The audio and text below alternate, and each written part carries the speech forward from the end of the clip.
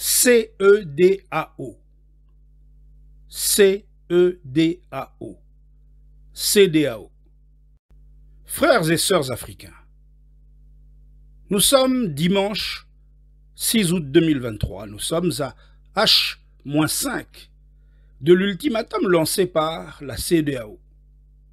Frères et sœurs africains, Schopenhauer enseigne que toute vérité franchit 3 étapes. D'abord, elle est ridiculisée. Ensuite, elle subit une forte opposition. Puis un jour, elle est considérée comme ayant toujours été une évidence. Frères et sœurs, voilà des années que RDC Wake Up Call Toté les Congolais debout, en sa qualité de lanceur d'alerte plateforme spécialisée dans les mécanismes de domination, vous alerte à propos de cet instrument multilatéral sournois qui a toujours su habilement travestir derrière des enjeux de coopération régionale autour de règles soi-disant communes sa vraie nature recolonisatrice. CEDEAO, arme redoutable dans les mains des commanditaires marionnettistes occidentaux pour perpétuer la colonisation de l'Afrique, la contrôler et la diriger à distance via leurs exécutants, nos frères marionnettes africaines, traîtres collabos qui ont sacrifié la sécurité et le bien-être de générations entières d'enfants du continent sur l'autel d'intérêts personnels et occidentaux. Maintenant que l'heure de l'Afrique a sonné, que les vrais leaderships se révèlent, que les intellectuels ça et là enfin se désinhibent, que les langues se délient, voilà que les masques tombent enfin. Les masques tombent enfin, celui de la CEDEAO en particulier, dont la face hideuse, qui n'a d'égal que celle de Méphistophélès, apparaît enfin à tous au grand jour.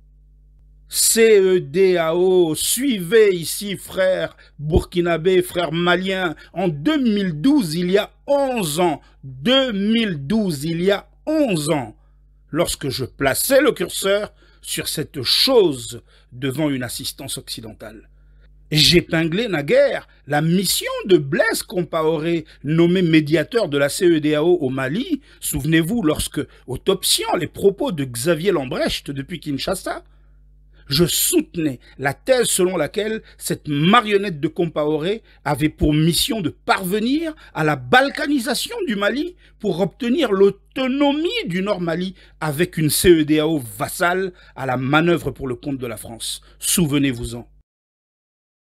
La CEDEAO, effectivement, discute et planifie certainement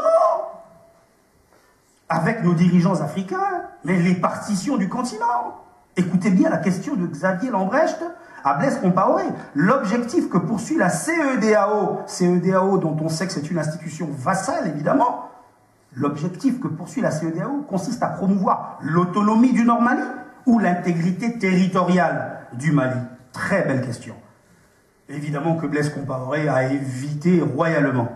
Les guerres civiles et les sécessions deviennent dans ce contexte des problèmes, certes, mais des problèmes qui légitiment une présence militaire donc stratégique, accrue et vertueusement présentée, puisqu'il s'agit de sauver l'Afrique contre elle-même, empêchant viols et massacres. Sophisme pur.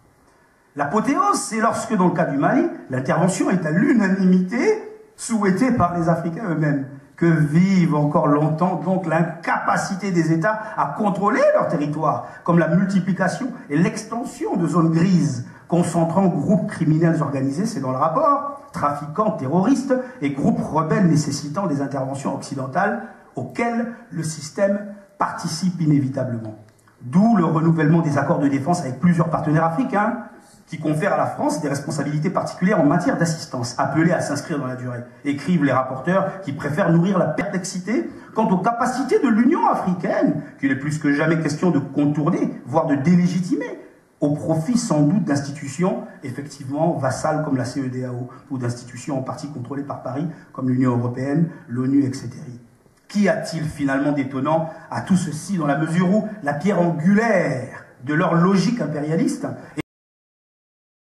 CEDEAO, chaque année, dans chaque analyse, lorsqu'il a été question de CEDEAO, je vous ai dit, faites gaffe, frères et sœurs, faites gaffe. Le 5 avril dernier, sur mon journal Facebook, je revenais sur cette nomination par la CEDEAO de Blaise Compaoré en tant que médiateur dans la crise malienne et de sa chute, qui, fort heureusement, mit fin à sa mission diabolique qui n'était qu'un alibi permettant aux Occidentaux, en fait, d'exercer un contrôle sous tropisme au cœur même des affaires intérieures par son entremise. C'est sur mon journal Facebook. Vous pouvez trouver sur ma chaîne YouTube, ici même, la version complète des images en question. 2012, il y a 11 ans, c'était en 2012. Et chaque année depuis, chaque année, je vous le remartèle, je vous le dis, attention à ce monstre qu'est la CEDEAO. Et voilà qu'aujourd'hui, pour couronner le tout, la CEDEAO nous lance un défi, mes frères. Eh bien, faisons-leur la démonstration que l'Afrique est notre inaliénable propriété, et certainement pas celle d'une communauté d'oligarques avec laquelle il faut en finir. Ne cédons pas à la pression, car ensemble, unis, nous pouvons contourner leurs putains de sanctions. Ne nous laissons plus jamais intimider par qui que ce soit, ou quelque menace que ce soit, car ce n'est là que le commencement d'une longue guerre. Et passé ce dimanche, nous allons assister à une multiplication de jougs militaires, économiques et politiques qui rythmeront les prochaines semaines et années. Mais ne fléchissons pas le genou, mes frères, fini la récréation. Ne sommes-nous pas programmés pour ne nous coucher que lorsque l'Afrique sera debout et pour lui redonner ses lettres de noblesse. Ingeta.